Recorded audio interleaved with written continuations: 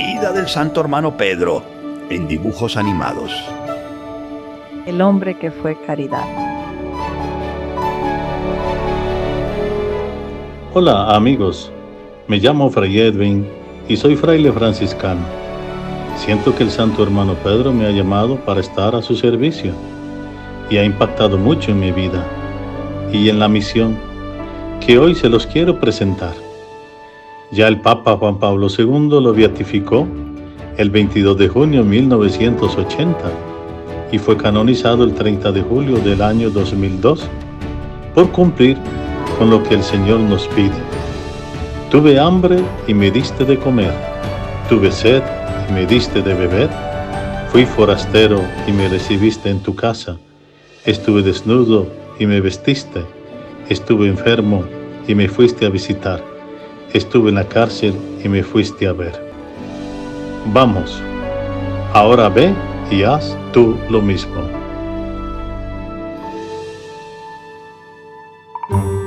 El hermano Pedro nació en una de las Islas Canarias llamada Tenerife el 19 de marzo de 1626 y fue bautizado el 21 de marzo. Nació en el seno de una familia formada por sus padres, Amador González Betancur de la Rosa y Ana García. Pedro era el hijo mayor y tenía 5 hermanos: Lucía, Catalina, Juan, Mateo y Pablo. Su familia tenía una casa, un rebaño y una finquita. Cuando tuvo la edad suficiente, se dedicó a pastorear las cabritas de sus padres. Debido a los problemas económicos por la falta de cosecha, la familia de Pedro perdió la finquita, pero el nuevo propietario le ofreció a don Amador, el papá de Pedro, que, si su hijo trabajaba para él durante un tiempo, le devolvería su tierra. Pedro se ofreció con toda su disposición, así que trabajó para estas personas como pastor de sus ovejas. Pero además, con ellos, aprendió a leer y a escribir, y en ese ambiente conoció muchas personas interesantes. Cuando murió don Amador, su padre, Pedro se hizo cargo de su familia. Su anhelo por ir de misionero seguía creciendo. A partir de ahí, nació su deseo de ser sacerdote y misionero de aquellas tierras tan lejanas que todos mencionaban como las Indias Orientales. Desde los 13 años, Pedro practicó el ayuno a pan y agua 4 días a la semana, así como la oración, tal como lo hacía su papá. Un día, Pedro tomó sus cosas y se dirigió al puerto de Santa Cruz, donde ofreció sus servicios de mozo a cambio de pasaje en un barco seguramente clandestino, que iba rumbo a La Habana, Cuba. Antes de partir, le escribió una carta a su madre pidiéndole perdón y su bendición. Al llegar a La Habana, Cuba, recibió la hospitalidad de sus paisanos de Tenerife. Ahí esperó por varios meses para poder continuar su viaje hacia Honduras, a donde él deseaba ir. De repente, en 1651, un sacerdote le informó que saldría un barco hacia Honduras que llevaba pasajeros hacia Guatemala. Al escuchar el nombre de Guatemala, lleno de alegría exclamó: «A esa ciudad quiero ir, porque con júbilo y fuerza superior me siento inclinado a caminar hacia ella, luego que la he oído nombrar, siendo así que esta es la primera vez que oigo su nombre». Llegó a Puerto Trujillo en Honduras y de ahí se dirigió a Guatemala. Llegó primero a Petapa y luego continuó hacia la Antigua. Al llegar al Cerro de Buenavista, desde donde se podía ver toda la ciudad de Santiago de los Caballeros, Pedro se llenó de gran emoción. Se arrodilló con el rostro cubierto por la capa y rezó. Se puso de pie y viendo la ciudad, dijo: «Aquí he de vivir y morir». El 18 de febrero de 1651, mientras estaba postrado besando el suelo sobre el puente de las Monjas de Concepción, conocido también como el puente del Matasano. Un fuerte temblor estremeció la ciudad y Pedro pidió perdón. Ay, Señor, ya veo que por entrar un tan pecador como yo, envías este castigo a esta ciudad. Pedro ya iba un poco enfermo y cansado, por lo que logró llegar al Hospital Real de Santiago. Aquí se dio cuenta que había personas que no tenían a nadie que les socorriera. Cuando se recuperó, un amigo recién conocido, Juan de Uceda, le aconsejó presentarse al convento de San Francisco. Pedro fue y ahí conoció al padre Fernando Espino, de la Tercera Orden Franciscana, quien lo acogió con cariño. Pedro no tenía dónde dormir. Él pasaba las noches en el santuario del Calvario. Dedicaba su tiempo a atender a los indígenas y a las personas enfermas. En 1651 comenzó a trabajar en una fábrica de tejidos, obraje de paños. Los telares de don Pedro de Armengol. Ahí aprendió el oficio, sin dejar de lado su tarea de ayudar a los más necesitados. Fue ahí donde inició como catequista de los trabajadores. También empezó a estudiar en el Colegio de San Lucas de la Compañía de Jesús. Pero no le iba muy bien. Todo ello lo ponía triste, pues él ponía todo su esfuerzo en los estudios. Además, era objeto de burla de sus compañeros por su dificultad para aprender y memorizar. Después de pensarlo, finalmente decidió abandonar el colegio. Entonces, decide ingresar a la Tercera Orden de los Franciscanos.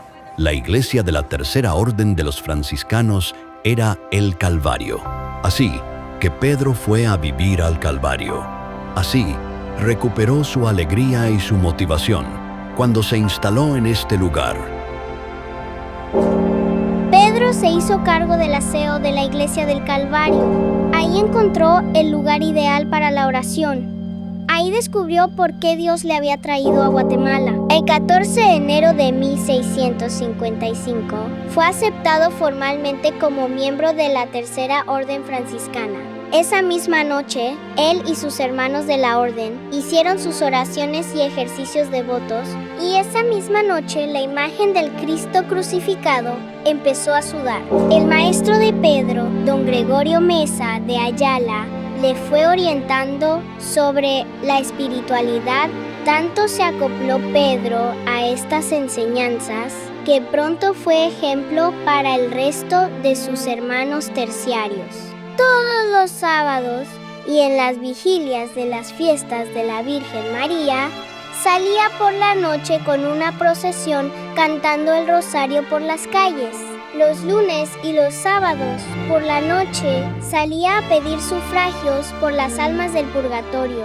Se paraba en una esquina y tocaba una campanita para llamar la atención, diciendo en voz alta: Acordaos, hermanos, que un alma tenemos, y si la perdemos, no la recobramos.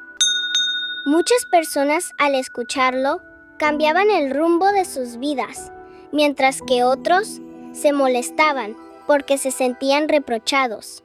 Los viernes por la noche se vestía de nazareno y hacía su peregrinación por 7 iglesias, terminando en el templo de San Francisco. Luego continuaba con el Santo Vía Crucis el resto de la noche, por la calle de la Amargura. En el Calvario sufrió algunas tentaciones de parte del demonio, dejándole muchos arañazos en el cuerpo. En una casita cerca del Calvario, reunía a los niños y las niñas para darles catequesis. Jugaba con ellos, les daba golosinas y ropa, y rezaba con ellos. Y en el jardín del Calvario, el hermano Pedro sembró un árbol de esquizúchil. Los jueves visitaba los hospitales y las cárceles para llevar alimentos a los más necesitados. Para las fiestas del Corpus Christi, el hermano Pedro acompañaba la procesión, hacía una bandera con su capa y la iba agitando durante toda la procesión con alegres saltos y cantando coplas que él mismo había compuesto. El hermano Pedro se dio cuenta que las personas que apenas salían del hospital, las personas convalecientes, no tenían quien les apoyara en su recuperación. Un día, una anciana, a la cual visitaba, murió, y ella dejó su propiedad al párroco. El hermano Pedro logró reunir entre la limosna y logró comprar esta propiedad. Este fue el inicio del hospital para convalecientes Nuestra Señora de los Remedios. Aunque era sencillo como un rancho, atendió a muchas personas necesitadas. Ahí fundó también la escuela y oratorio de Belén, donde les enseñaba a leer y escribir a niños y niñas. La gente comenzó a llamar a este lugar la casita del hermano Pedro. Sin embargo, él empezó a llamarla Casa de Nuestra Señora de Belén, llegando a ser nombrado en Guatemala el patrono de los catequistas. Poco a poco, al hermano Pedro se le fueron uniendo más compañeros terciarios franciscanos, y el hospital de Nuestra Señora de Belén iba creciendo, de tal manera que comenzó a gestionar la aprobación de un hospital de convalecientes, tanto con las autoridades de la ciudad como con el mismo rey de España. Aún sin suficientes fondos, inició la construcción de la obra, confiando en la providencia divina. Y así fue. La deuda fue pagada, y el 23 de noviembre de 1665 fue la bendición del nuevo hospital. Aunque era un hombre fuerte, tanto desgaste le fue ocasionando enfermedad, y aún así tomaba fuerzas y seguía realizando todas sus tareas. Sin embargo, una noche regresó más enfermo y cayó en cama. El 20 de abril firmó su testamento. Cuando llegó la hora de su muerte, levantó los brazos a un cuadro del tránsito del glorioso San José y queriéndolo abrazar, en su cara se dibujó una sonrisa diciendo: «Esta es mi gloria». Y, siendo las 2 de la tarde del 25 de abril del año 1667, el hermano Pedro murió a los 41 años de edad. La noticia de su muerte se difundió rápido por toda la ciudad y causó mucha tristeza. Luego, la gente empezó a llegar por montones para despedirse del hermano Pedro, a quien todos consideraban una persona santa.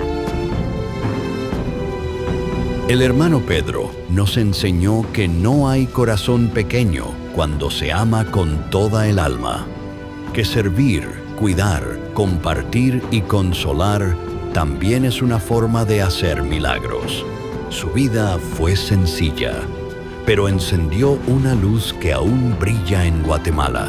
Hoy, tú y yo también podemos ser parte de esa historia, ayudando, rezando, sonriendo.